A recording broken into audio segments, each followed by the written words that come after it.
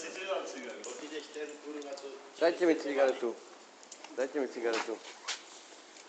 No, začnem od začiatku. Nie je to vyčítané. Púšťal si počítač? Čo? Púšťal si počítač dneska? Nie. Nejde počítač. Do bihosu iba mi nabehne a viacej nič. Nie, nepúšťal som nič. To měl v poslední službě, to vyčítával No. na to. Tak ještě jak počítač bude pojebané, tak... Tak aj idem príč. Alebo no, dobre, začnem od začiatku. Bol som na koberečku, Šimeček tu vlastne nie celý týden, ale ten druhý ma zavolal, ne? A Peter začal pičovať, chcel Benešovi volať, bol pruser. V kancelárii bolo smradu jak v Carihrade, že sa tam niekto vyzúval vlastne, okna musel pootvárať, že sa tam nedalo vôbec dýchať. Že normálne smrad z ponožera alebo z čoho. A už chcel Benešovi volať vlastne.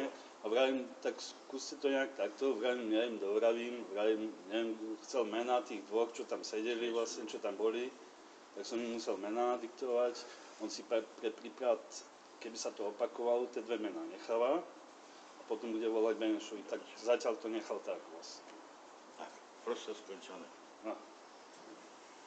A vravím... Ale to už, tenhle Linda už jednou telefonuje. Ale kdo mal, on sa pýtal, že kdo mal akože nočný. No. Kdo jsi to měl noční? No, oni dvaja.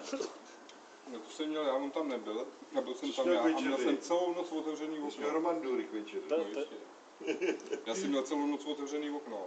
Ale že tam bol smrad, že to sa nemôže jen tak stávať. A vysral jste někdo, když jste odcházeli? Miro, já tam kurva nehodím. Ne, myslím. Já tam nehodím. Jak? Já tam ani nechci znát to kurva nahoře.